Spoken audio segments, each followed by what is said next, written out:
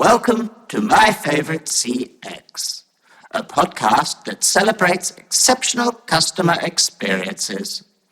To listen to today's, please choose from one of the following options.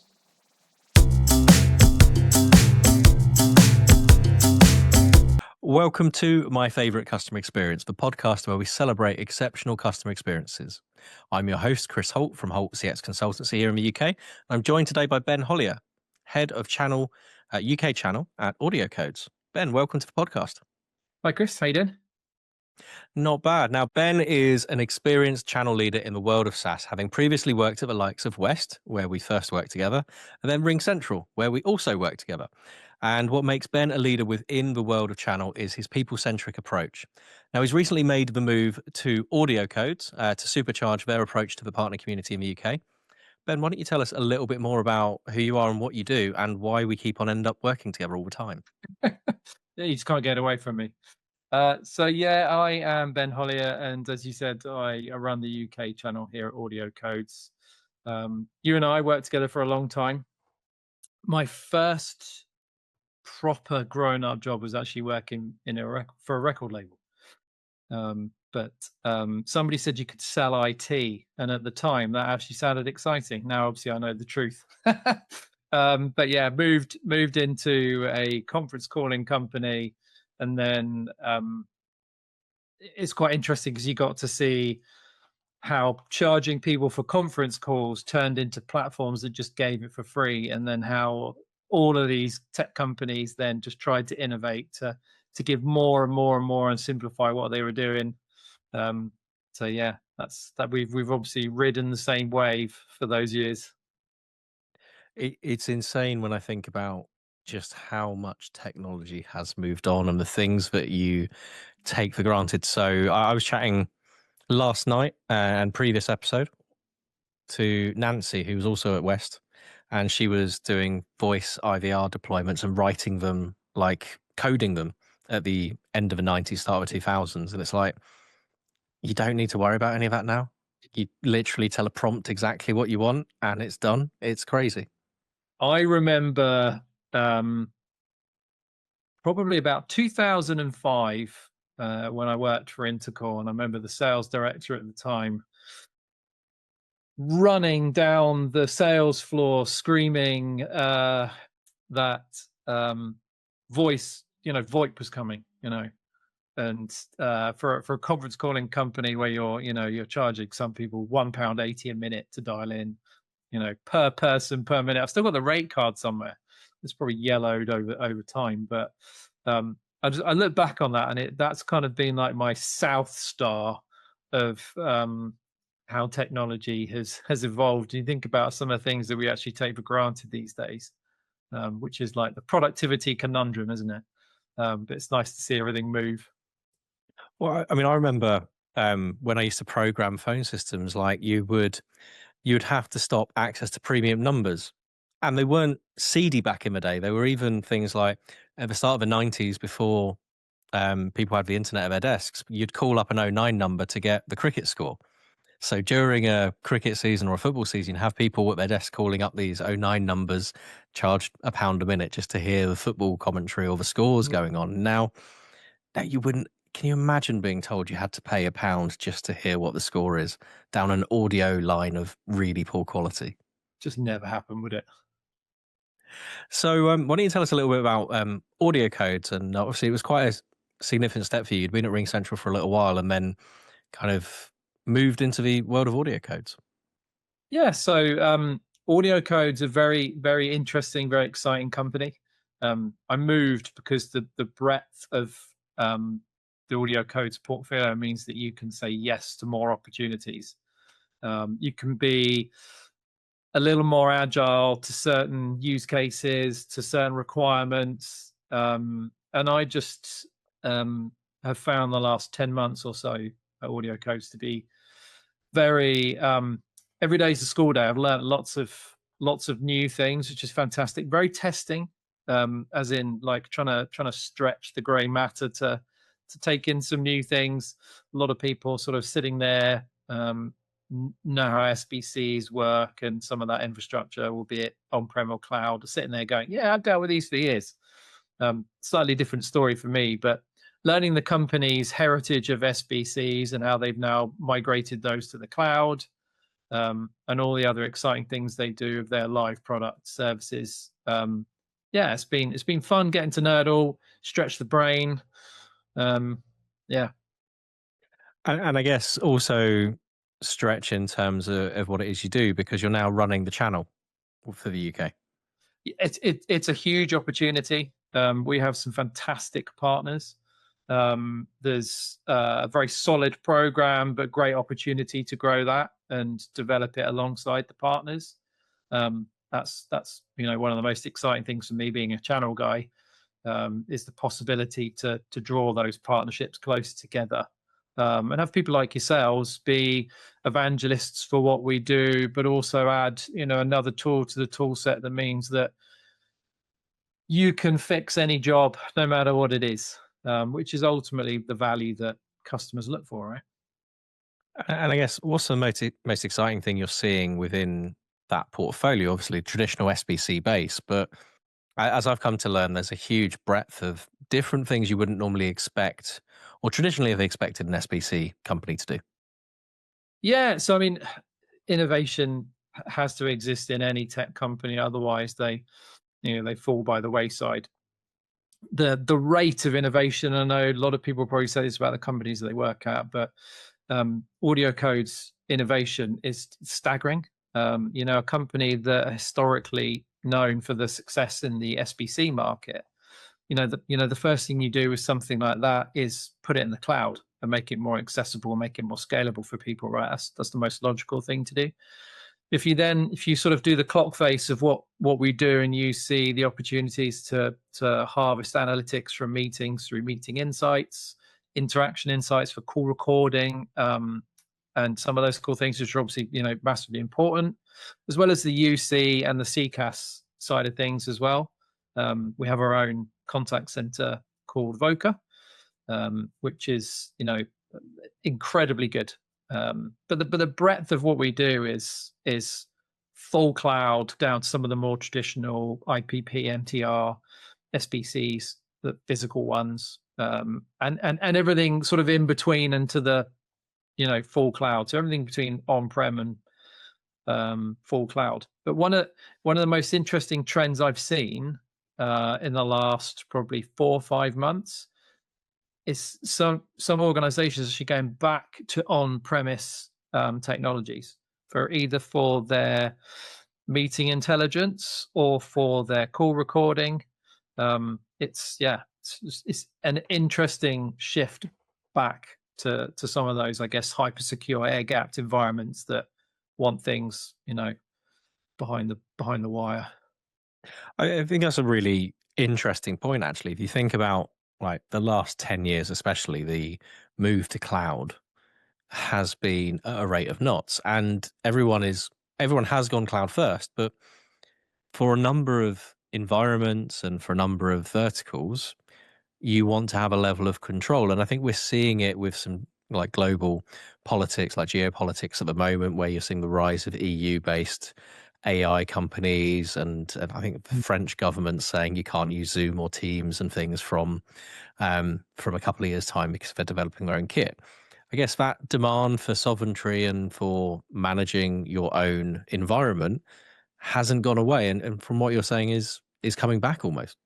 Yeah, I mean, where that data is stored, how you architect deployments for customers, like these things have always been important. I think people saying, I remember a point where people said their journey to cloud would be gradual and over time. Now it's widely accepted as the most scalable, cost-effective option for a business, but not for everything. And another very interesting thing that I've seen, certainly I found very interesting, was the number of physical handsets we've sold over the last but I could just use the last 10 months as a kind of like a soundboard for that. But across different verticals, different institutions, like mind-blowing. And all great stories as to why they bought them, where they went. Yeah.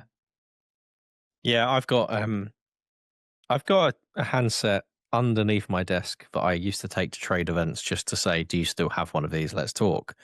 And actually, Mine. yeah, you're going to have at least a couple under your desk. But Yeah. yeah, there we go. That's a rotary dial one. I don't think that's supported all the time now. But Actually, it's actually a Bluetooth. There you go for innovation. It's actually a Bluetooth, fully working Bluetooth Fisher Price. That's about as expensive as a as a phone these days. But it is it's interesting that you're still seeing the need for devices. Things Yes. like pager systems haven't quite gone away. Your one of your sponsors at your recent event is all about like those loud hailer devices, Yeah. those off-piece devices that companies still have when they've got a significant hardware deployment that they've not gone away. And there's still, I'd say, fewer than many. There are still the conversation of there are key places within a business that require somebody to sit for a long period of time and have a phone rather than a headset. But it's not everywhere. But I'm certainly pleasantly surprised that we're seeing it within retail, we're seeing it within government, we're seeing it within healthcare. I mean, that to me is less of a it's becoming less of a niche and actually more commonplace. And some very sizable deployments. But also there's some great innovation coming into these devices as well. For example, we have a device with a phone that basically at this Teams native, and at the bottom of the digital display, when you hand the call over to another person, it gives you a little co-pilot summary of what you've discussed with them. Yes, that's super cool.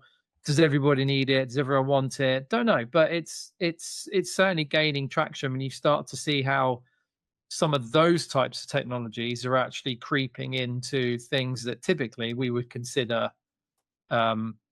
maybe of yesterday, but actually no, very much seeing the innovation of what we do is pretty impressive. I think that's a really interesting point as well, because the counter to why would you want a phone on your desk, you don't get any of that intelligence. If the devices are now catching up with that and giving you that intelligence, then it's not as a simple argument as it used to be. It's no longer a dumb handset. No. And as I see more of these, I get to piece together a picture as to any common denominators of why people want these things. But again, like having something that is a physical asset deployed into a hyper secure environment is also a preference for some people. Yeah, I mean, I remember working in hyper secure years ago, and it involved also doing things like taking sealant and putting it into every orifice on the phone that was not required. And I'm like, well, does this really deter? I mean, we've got the software level to deter, and they're like, enough that you're going to notice if someone's trying to pick it out and things. I'm like, yeah, okay, makes sense. Gluing down button. Yeah, and it's like, how do we do that? So, what's the biggest opportunity you think to create exceptional customer experience with what 10 months in? That is a brilliant question. So I think customer experience comes down to a couple of things that remain constant through any customer engagement. I think that's the ability to converse with the customer fluidly, using the right cadence and the right tools, but also accountability. Communication and accountability are the two things you'd expect in any channel program, but probably also in life. So I think giving a customer a good experience is about them knowing that you're accessible to them and understanding what that accessibility looks like. I hear stories of, like, we all have our own stories of when we've tried to get hold of someone and it's been painful.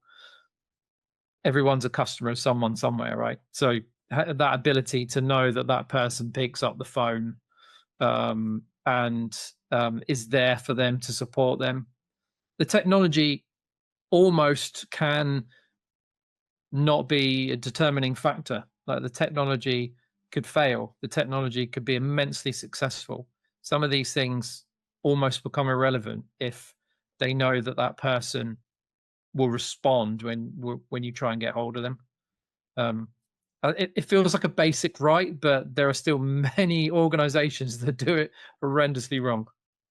And I think that's a really key point of, we could throw technology at the solution, but we also need to look at the wider picture of, are we set up to fail? Are we set up to succeed? Are we set up so that whomever interacts with our customer can solve their query?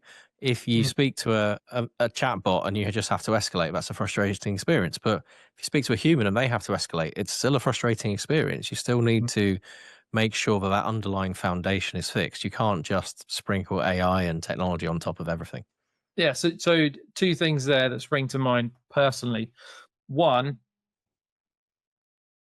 I bet I'd have a small wager with you, or a big wager with you, that the most typed thing in a chat conversation are these words: speak to someone, speak to an agent. Like, I sometimes get what I need from speaking to someone. If it's a simple question, you can usually find the simple questions through ChatGPT or Google, like whatever. You can usually find those things. The more complex things, like, I've tried to change my flight, I've gone on a website, but it doesn't recognize this because I paid for it via PayPal or something. I don't know. Those experiences painful. You need to speak to someone. I think that's one side of it. And I hear people say that we're trying to automate our call centers as much as possible. I think we're not going to see tons and tons of agents just be made redundant and fall by the wayside. And I'll tell you why. Because I see the technology is there, but the technology should be applied to giving the customer a really super good experience without the need for an agent, not about reducing the agent from giving them an experience maybe in a different part of their requirements. So still need those people, still need them to be there to resource and support the customer, because that's how you get happy customers. The biggest thing for me, and I would imagine you've probably seen this, is when people deploy customer experience tools to their business, I think they miss the bit in the middle, and that is, I've got this tooling, I've got the customer, and I need to please the customer. The next bit is, how do I engage with the customer? But actually, it's the bit in the middle, and probably the secret sauce is, how does the company engage with the agent and harvest all of that information, but also keep them effective? Because it's all very well going, yeah, Chris, I understand that your train was delayed, but for me to help you, I've got 6 hours of processes behind me. So the organization needs to understand how to help the agent. And I was having a conversation with a customer about that the other day, and they were asking about how we could apply some of our agents into that mix for them. So it's I'm seeing that more often. It's less about the solution purely in itself, but the secret sauce in the middle that binds the agent to the company. I'd imagine you've probably seen that a lot more than me, because you're in the thick of it. Yeah, I think there's it's not the sexy thing to say when you're trying to show new technology, and it's not the most. It's not necessarily the line that the vendors want you to say sometimes, but sure, we can sell you something, but what's the foundation? So had a conversation with a customer yesterday where we were going through all manner of different scenarios of what they bought, what they want to do, where they want to go. And they start out of the blue, just start talking about AI bots. And I'm like, I know I should, unfortunately, this happens far too often in the real world, of like, I know I should be enthusiastic, but I know all we're going to do at that point is put a very elaborate plaster over something.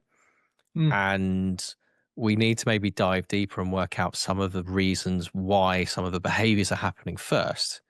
And it's I think there's still an expectation sometimes, especially with the onset of AI, that answers are easy.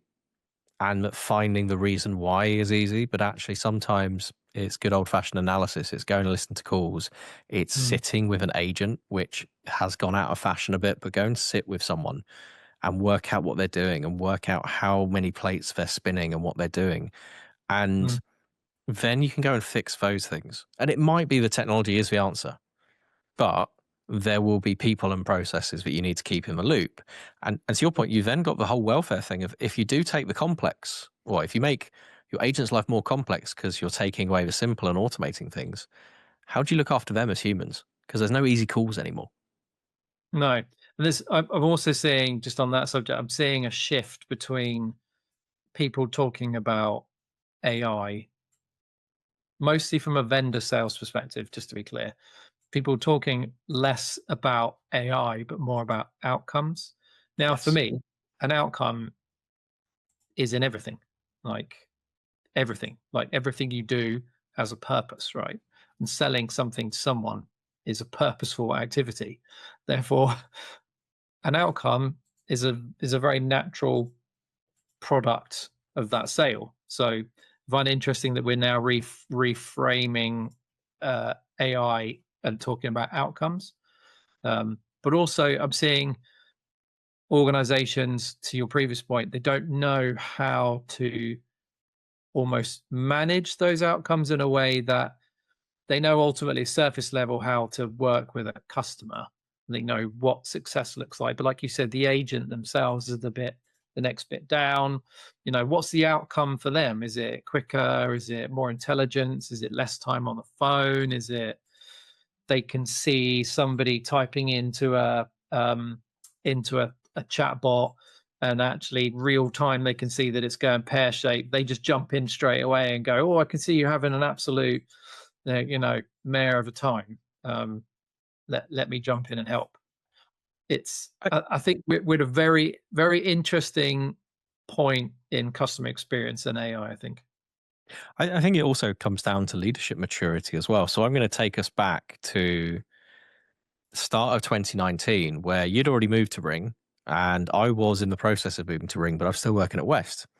And I went to see one of West's customers over in Ireland, and they were using some of the contact center solution there. And I had two very different experiences, and I put it into a presentation and ironically used it in my Ring Central interview. I don't think the customer ever saw it because I'd left, but got to site and the leaders were like, "Yeah, we automate. Yeah, the agents don't have to do much. We automate. You probably can't help us, but we still want more efficiencies. We want to do this. We want to do that." And then I went out to the agent floor, and they weren't automating.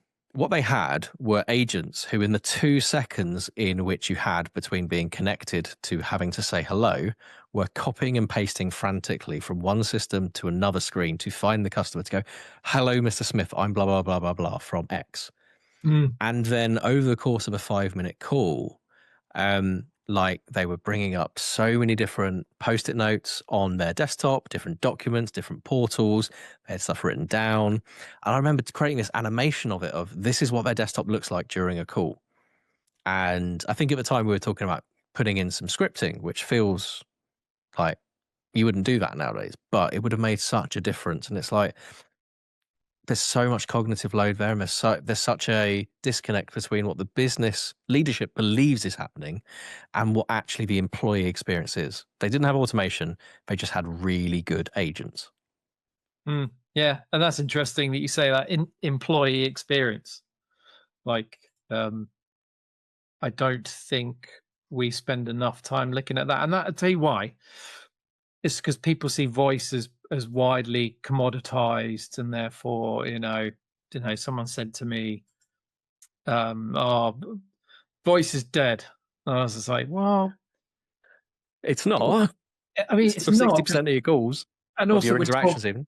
And also, he said that while talking to me. I was like, "Well," it can't be, because wouldn't that just be the most awkward meeting when we're all just sitting in a room not saying anything?" But the opportunity now, there is still tons and tons of legacy systems sitting out there. And I'm not even going to use the word on-prem, because actually there's a lot of legacy cloud systems out there. there's a lot of companies not blending their portfolio well enough. But also, customer has choice. Like live platform, AudioCode has the ability for you to mix and match multiple voice vendors in one place, right? Giving the customer a little bit more versatility in what they're doing. So it's not just about ripping out that box, because most of those have gone, although there's still a lot out there. But I find that it makes me laugh when people say voice is dead. Oh, what they really mean is it has a diminishing price point depending on what you're trying to sell into which vertical. What they really mean is that they're making less money from it. And also, I think it's presumed by now that voice is fixed, but you only have to go into a contact center and look around some of the analytics that you might not think are very sexy. So hold count, hold timers, silent percentage, transfers, customers calling back in, all of that kind of stuff. Yeah. You only have to start sweeping through some of those metrics to realize there's still a lot of potential. If I've got an agent that's placed a call on hold 3 times, then in 10 minutes, say, then we've already interrupted the cadence of a call 3 times. Now, that could be behavior. We might just have a naughty agent. 9 times out of 10, it's normally they're going to find something. If they're going to find something, then we can systemize that and bring it to the agent and reduce that and make that better. And it might be we shave 30 seconds off a call. So yeah, there's a time perspective there. But you've also got the NPS. If I'm not being placed on hold 3 times in 10 minutes, if the call is flowing better, I'm more likely to be happier with that call. And you can directly attribute NPS to revenue. There's a London School of Economics study where you can have a look, and I think it's every 7 points of NPS swing is worth 1% of revenue. So yeah, it might be that voice is dead, but actually going and correcting that might have a much bigger impact than sprinkling some AI on something elsewhere in the process. And I like the fact, and I sat in on a panel at one of the expos last year, and sitting there looking at how they've shared the joy of getting things right. And I like that, because sharing positive experiences is the new thing we should do a lot more, because it's we're very quick to take to the keyboard to talk about the negatives. But I sometimes find myself contacting companies that I've had a bad experience with and trying to sit them down and go, do you know you could do things like this? And some listen, some don't. I think ultimately it's about recognizing the things that we're doing right and things that are going well, and help promote those amongst people that are looking to do similar things. And on that point, let's take a short break and let's place our listeners on hold and come back and we'll celebrate a favorite customer experience. Your call is important to us. Please hold and you'll be connected to your next favorite customer experience shortly.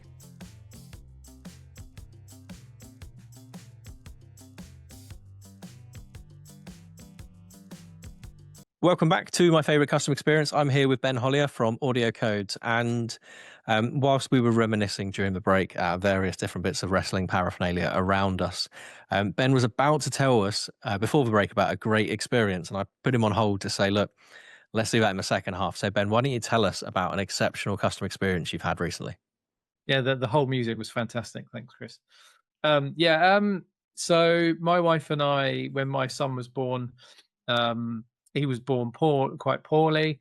And for the first 3 years, it was pretty much about just surviving, which is mostly what it's like having children anyway, but it was a little more complicated. So we didn't have a night out for a long time. So we'd really looking forward to this night. Mother-in-law was in place for babysitting. It was perfect. We went to the Ivy in Winchester, and nice place, nice food, known for many things, all of the things we desperately wanted. So went there and had a dinner that left me very happy. The chap that was looking after us from beginning to end, a chap called Charles, quite youngish, youngish guy. I think he was probably in university, I would imagine, if I remember correctly. Gave us the best level of customer service I think I've ever experienced. Back to my previous point about shouting from the rooftops about these positive experiences. I think still today that is the most engaged commented post I've ever had, and mostly because people just appreciated the fact that we were talking about a positive experience rather than just going, oh, da, da, da, da, da, da. You know. But the level of detail that Charles went to from beginning to end, we left that place feeling indestructible, like kings and queens. You know, every detail was considered. You know, but did we buy lots? No. Did we spend hours and hours and hours in there just, gorging on food and alcohol? No, we didn't. So to him, what was in it for him to have the approach that he had to us? And it goes down to that kind of almost like that partnership you have when you go into a place like this. It's not just about ordering. For some people, it's just about ordering food and drink. But he was attentive the whole way through, not to the point where he was kind of, awkwardly, hiding behind a plant behind us or anything, waiting for us to sort of say we're going to say anything. But it sounds like such a basic thing, but it's one of the fundamentals of feeling valued, is knowing that that person is attentive, knowing that that person knows when you had your starters and when to bring the main out and all of those things. That, again, as I say it out loud, it sounds, people are going, well, yeah, of course, that's how it he did the basics right, essentially, but had a high bar for the basics. Agreed. And it was just a flawless experience from beginning to end. And that could have gone completely the other way, who knows, but it didn't, and it was fantastic. And it made me feel, like I said, invincible when I walked out there. I felt, oh, it's such a great night, amazing food, Charles was brilliant. An evening without the kids, even better. So yeah, it's just fantastic. And that was, say, about 5 odd years ago. Yeah, and I've remembered it as as clear as day.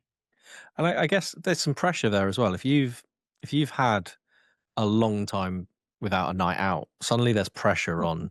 It needs to be the perfect night. And I've been in those situations where you put so much pressure. Like Christmas Day gets inordinately stressful because it's the one day everyone's together sometimes, so you want to make it special, and then you end up just absolutely going too far the other way. And it's sometimes just a bit messy. And I think if you put too much pressure on a situation, now hopefully Charles didn't know it was your first night out in 3 years, and it was just he was being attentive. It was the basics, like as in don't you'd like to think you don't need to school anyone on, don't need to, oh, I'm going to give you a tip on how to talk to me like a human being. I would expect the other person to look very confused by that sort of statement. I think if we take that back to the technology that we were talking about before the break and employee experience, I suspect Charles wasn't a one-off. I suspect if you'd had most of the people waiting tables that night, hopefully it would have been the same experience, because it sounds like the staff were being empowered. They had the right ratio of tables, so they weren't overworked, not underworked, so they weren't loitering, to your point. They weren't hiding behind a curtain ready to take that starter away at any moment, but they were empowered to deliver a high level of service. And that goes back to the technology conversation we were having before. And it gives them the ability to be a little bit, to be more relaxed when speaking to someone. During the pandemic, I remember calling someone in a call center, and it was for Nathan. Actually, Nathan had just had his son. Nathan was in our marketing team. Nathan. And in my infinite wisdom, I decided to put my address down as the delivery address and not his. Not entirely sure why I thought that was a good idea. That's not what I meant. And I remember calling up, speaking to this lady, and I could hear her dog barking in the background. And I was like, well, either you're in a physical call center, the window's open and, you know, your microphone's like hypersensitive to a dog barking outside, or you're working from home like the rest of us.